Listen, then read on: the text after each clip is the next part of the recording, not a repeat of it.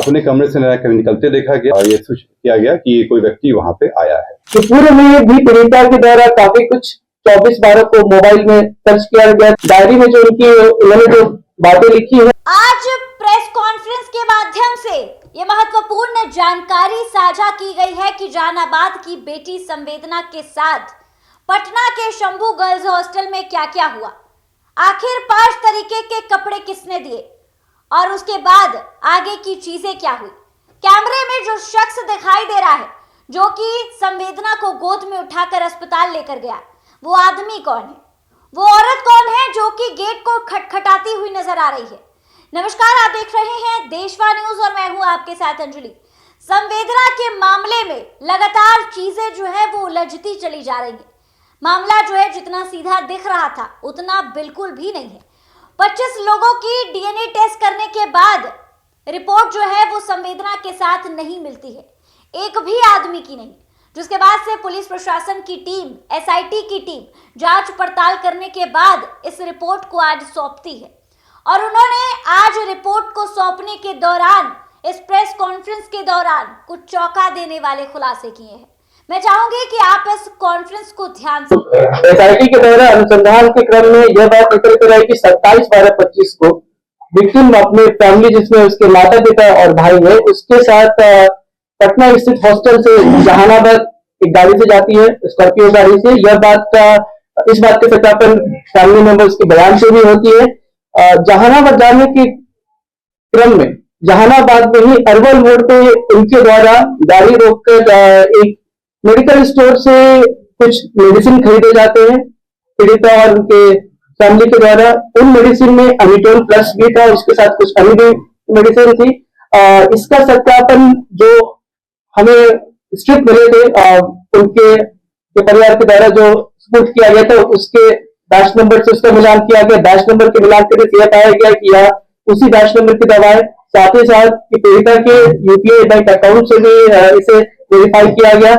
उसके साथ साथ इसका सत्यापन दुकानदार के बयान, साथ साथ फैमिली मेंबर के बयान से भी हुआ। इससे यह स्पष्ट होता है कि यह मेडिसिन फैमिली के द्वारा उस दिन जहानाबाद अरवल मोड़ के पास एक दुकान से खरीदी गई थी, जो बाद में फैमिली के द्वारा पुलिस को हैंड ओवर किया गया था। साथ ही साथ हमें पीड़िता का मोबाइल मिला था, जिसकी फोरेंसिक जांच कराई गई। फोरेंसिक जांच में काफी सारे तथ्य निकल कर आए। उसमें से एक महत्वपूर्ण तथ्य यह है कि 5 तारीख को ही उन्होंने उसी अमिटोन प्लस की केमिकल कॉम्बिनेशन को सर्च किया था, जो उसका सॉल्ट होता है। साथ ही साथ पूर्व में भी पीड़िता के द्वारा काफी कुछ 24/12 को मोबाइल में सर्च किया गया था, जिसमें कुछ महत्वपूर्ण बातें हैं, way to buy cyanide poison tablets, sleeping pills इत्यादि इत्यादि। साथ ही साथ हमें अनुसंधान के क्रम में हॉस्टल के रूम से एक पीड़िता की पर्सनल डायरी भी मिली है। डायरी का भी विश्लेषण किया गया है। डायरी में जो उन्होंने जो बातें लिखी है, उससे पीड़िता की मानसिक स्थिति और उनके जो परिस्थिति थी घटना होने के फिर उसके बारे में महत्वपूर्ण जानकारी मिलती है। डायरी को भी एफएसएल जांच के लिए भेजा जा रहा है। जो हॉस्टल का जो सीसीटीवी फुटेज है उससे संबंधित डीवीआर को सीज किया गया और डीवीआर का एनालिसिस के लिए एफएसएल में भेजा गया, जहां से एफएसएल के द्वारा कंफर्म कराया गया कि ये जो वीडियो है वो लगातार है और इस वीडियो में कहीं भी किसी तरह का भी छेड़छाड़ नहीं किया गया है। ये वीडियो जो है वो पूरे अलग जगहों का लगाया गया है, जो जितने भी रास्ते हैं सब जगह कवर करता है। इस पे जब देखने से ये पाया गया कि दिनांक 5 तारीख को दोपहर के करीब 3:30 बजे के आसपास पीड़िता हॉस्टल में ही रहने वाली एक अन्य लड़की के साथ हॉस्टल में आती है, स्टेशन से यहाँ पहुँचती है और अपने कमरे में जाती है। कमरे पे जो गेट एंट्री है उस पर फुटेज वगैरह है। इसमें दिखाया जाता है कि वो केवल 2 बार 2-2 मिनट के लिए निकलती हैं, जो बाथरूम जाती हैं और वापस आ जाती हैं और उसके बाद कंटिन्यूसली जो है वो अपने कमरे में ही रहती हैं। उनको अपने कमरे से न कभी निकलते देखा गया, ना ही किसी अन्य लड़कियों के द्वारा ये सूचित किया गया कि कोई व्यक्ति वहां पे आया है।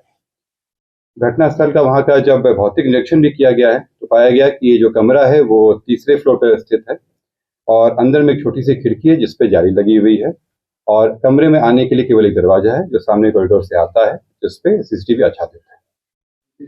इसमें जब आगे एनालिसिस किया गया तो देखा गया कि 6 तारीख को सुबह में करीब 9 बजे के आसपास हॉस्टल की वार्डन जो आती हैं वो पीड़िता को नाश्ता करने के लिए जगाती हैं, परंतु वह अंदर से कोई जवाब नहीं आता है। पुनः दोपहर में 3:50 बजे लंच के लिए जब नहीं आती हैं तब वार्डन के द्वारा वहाँ पे अन्य लड़कियों को जमा किया जाता है और उनके द्वारा नाम लेकर वहाँ के द्वारा खुलने की कोशिश की जाती है। वहाँ के बगल के गार्ड के मदद के द्वारा दरवाज़ा तोड़ा जाता है और तोड़ के उनको निकाला जाता है। इसमें जब इसके पहले में देखा गया तो पाया गया कि जो पीड़िता हैं वो 5 तारीख को दोपहर के 3:05 पे पटना जंक्शन पे पहुंचती हैं और पटना जंक्शन पर जिस ट्रेन से आती हैं उस ट्रेन का उन्होंने एनालिसिस किए। जब ये जंक्शन से उतरते हुए इनका वीडियो फुटेज अवेलेबल है और जब ये आती हैं तो फिर ये ऑटो रिक्शा में बैठती हैं।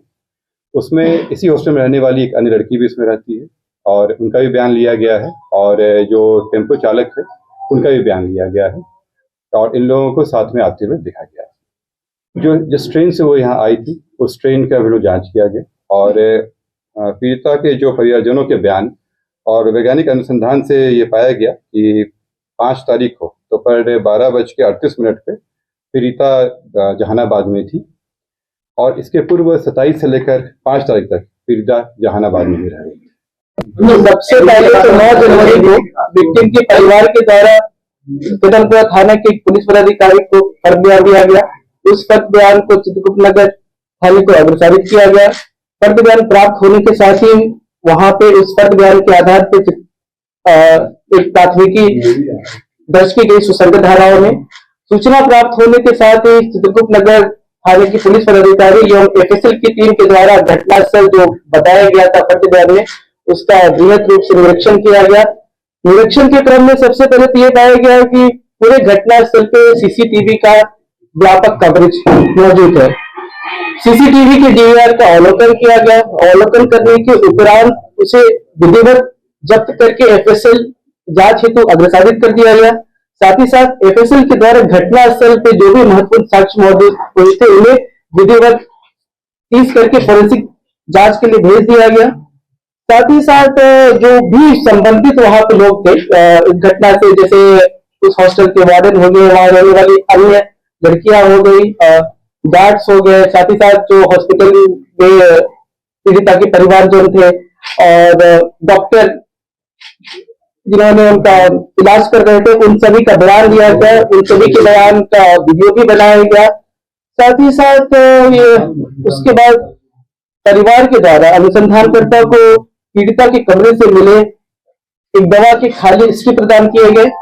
उस दवा का नाम अमिटोन प्लस है। साथ ही साथ फैमिली के द्वारा ही पुलिस को 5 कपड़े प्रदान किए गए। परिवार के द्वारा बताया गया कि यह वही कपड़े हैं जो पीड़िता पहन रखी थी और हॉस्पिटल के द्वारा उन्हें दिए गए थे। साथ ही साथ पीड़िता का मोबाइल फोन भी उपलब्ध कराया गया। इन सभी को अग्रतर फोरेंसिक जांच के लिए भेज दिया गया। इन सब की सूची बनाई गई। साथ ही साथ अनुसंधान के क्रम में यह भी पता चला कि पीड़िता का उम्र 18 से कम है, वो जुवेनाइल है। अतः इस कांड में पॉक्सो एक्ट के धारा जो आपके सामने रखे हैं उससे अनुसंधान में प्रगति करते हुए एसआईटी के द्वारा जांच का दायरा बढ़ाते हुए जहानाबाद में जो परिस्थितियां रही उसके बारे में अग्रतर जांच की जा रही थी और जो डीएनए सैंपलिंग हेतु जो अन्य संभावित संदिग्ध हो सकते हैं उनका वैज्ञानिक अनुसंधान के थ्रू और जो मानवीय इंटेलिजेंस है उसके माध्यम से वहां पर अनुसंधान किया जा रहा था। इसी क्रम में मृतका के जो परिजनों के द्वारा दिनांक 24 जनवरी को माननीय उच्च न्यायालय पटना में इस कांड के जो न्यायिक अथवा सीबीआई से जांच कराने हेतु याचिका दायर की गई, जिसका बिहार सरकार ने संज्ञान लेते हुए और इस कांड के जो अग्रतर अनुसंधान हेतु सीबीआई को संस्तुति भेज दी है। इस संबंध में आप लोगों को एक आवश्यक जानकारी देना है। इस कांड में पॉक्सो एक्ट की धाराएं लगी हुई हैं और साथ ही पॉक्सो कोर्ट के द्वारा निर्देश भी दिया गया है जिससे आप लोगों को अवगत कराया गया है। कल भी कराया गया था और अभी भी आपको अवगत कराया जाएगा। आप लोगों से अनुरोध है कि जो पॉक्सो की धाराएं हैं, पॉक्सो एक्ट है और जो पॉक्सो कोर्ट का जो निर्देश है उसका आप लोग अच्छे से अनुपालन करें। सर ये बताइए कि पीड़िता दिनांक 6 जनवरी से लेकर 10 जनवरी तक प्रभात मेमोरियल हॉस्पिटल में इलाजरत रही। अनुसंधान के क्रम में प्रभात मेमोरियल से ट्रीटमेंट एवं डिस्चार्ज रिकॉर्ड को प्राप्त किया गया। प्रभात मेमोरियल द्वारा निर्गत डिस्चार्ज समरी में जो कि लामा है उनमें निम्नलिखित कारण अंकित किए गए हैं। Alleged case of opioid poisoning, drug-induced hepatitis, head injury with severe cerebral edema, refractory septic shock, hypokalemia, hypocalcemia, viral meningitis, hypothyroidism। इलाज के क्रम में ही पीड़िता का यूरिन टेस्ट रिपोर्ट प्राप्त किया गया, जहां ओपिएट एवं benzodiazepine screen urine test positive पाया गया। तत्पश्चात पीड़िता मेदांता अस्पताल में इलाजरत रही, जहां उनकी मृत्यु हो गई। मेदांता द्वारा प्राप्त डेथ समरी में diagnosis and cause of death में निम्नलिखित कारण अंकित किए गए हैं: refractory shock, cardiogenic shock, septic shock, opiate and benzodiazepine poisoning. Medanta में पीड़िता के मृत्यु के पश्चात मेडिकल बोर्ड का गठन कराकर वीडियोग्राफी करते हुए पोस्टमार्टम किया गया। पोस्टमार्टम रिपोर्ट के मंतव्य में यौन हिंसा की संभावना से इनकार नहीं किया गया। प्रभात मेमोरियल अस्पताल एवं मेदांता से प्राप्त medical records, PM report, PM video को पटना एम्स में स्पष्ट मंतव्य हेतु अग्रसारित किया गया है। जांच के दौरान विधि विज्ञान प्रयोगशाला में भेजे गए पीड़िता के वस्त्रों में से एक अंतवस्त्र में से वीर्य होने का प्रमाण मिले हैं, जिसे वैज्ञानिक रूप से एफएसएल के द्वारा डीएनए सीक्वेंसिंग किया जा रहा है। एसआईटी टीम के द्वारा जांच का दायरा बढ़ाते हुए माननीय न्यायालय से आदेश प्राप्त करने के पश्चात अन्य संभावित संदिग्धों का डीएनए सैंपलिंग कराया जा रहा है। आज इस प्रेस वार्ता में स्वागत है। इस प्रेस वार्ता को विशेष रूप से बुलाया गया है क्योंकि माननीय पोक्सो न्यायालय से एक महत्वपूर्ण आदेश प्राप्त हुआ है चित्रगुप्त थाना कांड संख्या के संबंध में, जिसके बारे में आप सभी को जानकारी है कि पुलिस मुख्यालय के निर्देशानुसार एसआईटी द्वारा इसका अनुसंधान किया जा रहा था और उसके बाद वर्तमान में बिहार सरकार के द्वारा इस कांड के अनुसंधान अग्रिम अनुसंधान हेतु सीबीआई को कार्यभार सौंपने का जो अनुशंसा की गई। इस कांड के संबंध में जो माननीय न्यायालय का आदेश प्राप्त हुआ है उसके अनुपालन हेतु आप लोगों की सुविधा के लिए कुछ इस मामले के जो तथ्य हैं उनको आपके सामने जो एसआईटी के विभिन्न सदस्य उनके द्वारा रखा जाएगा, ताकि इसके माननीय न्यायालय के आदेश का जो है अनुपालन किया जा सके। एसआईटी के द्वारा जो इस संबंध अनुसंधान के दौरान जो तथ्य आए हैं उनको जो पुलिस मुख्यालय को, पुलिस महानिदेशक महोदय को एक तथ्य प्रतिवेदन समर्पित किया गया, जिसके आधार पर एसआईटी के द्वारा जो विभिन्न तथ्य हैं इसमें उनसे आप लोग को अवगत कराया जाएगा, ताकि माननीय न्यायालय का जो आदेश है उसका अक्षरशः अनुपालन करने में जो भी संबंधित है उन सभी को सुविधा। सीबीआई के द्वारा अनुसंधान किया जाना, तो इस पे और कोई भी अभी टैकल की नहीं है। घटना यहाँ हुई थी जहानाबाद में। पहले ये बात कैसे सामने आई कि घटना कहाँ हुई? तो आपने देखा कि किस तरीके से एसआईटी की टीम ने संवेदना को लेकर 1 महीने से जो जांच पड़ताल की है उसकी रिपोर्ट सौंप दी है और अब ये पूरा मामला सीबीआई के अंडर में है। बता दें कि देर रात सम्राट चौधरी ने ये ट्वीट किया कि नीट छात्रा का मामला जो है वो सीबीआई को अब सौंपा जाएगा और अब ये पूरा मामला सीबीआई हैंडल कर रही है। लेकिन आज संवेदना का जो पूरा मामला है उस पर प्रेस वार्ता की गई। इसमें पाया गया कि थाने की इंचार्ज रोशनी कुमारी की लापरवाही की वजह से कई सारी चीजें जो प्रूफ बन सकती थी वो नहीं बन पाई। रोशनी कुमारी की लापरवाही की वजह से उन्हें सजा भी मिली है। आज जो प्रूफ, जो रिपोर्ट सौंपी गई है उसमें कई चौंका देने वाले खुलासे किए गए हैं, कई तरीके की बातें बताई गई हैं, कई वीडियो दिखाए गए हैं। शंभू गर्ल्स हॉस्टल का वीडियो दिखाया गया है जहां पर बच्ची का कमरा नॉक किया जा रहा है। ब्रेकफास्ट के दौरान जब कमरा नॉक किया जाता है तो बच्ची दरवाजा नहीं खोलती है। उसके बाद दोपहर के मील के लिए जब वार्डन गेट नॉक करती है तभी भी दरवाजा नहीं खुलता है। जिसके बाद से जितनी भी परिस्थिति थी वो सस्पिशियस नजर आती है और उसके बाद गेट को तोड़कर संवेदना को बाहर निकाला जाता है, वो भी इस परिस्थितियों में। फिलहाल इस खबर पे आपकी क्या कुछ राय है हमें कमेंट के माध्यम से जरूर साझा करें और ऐसी ही तमाम खबरों के लिए हमारे साथ बने रहें देशवाणी न्यूज पर।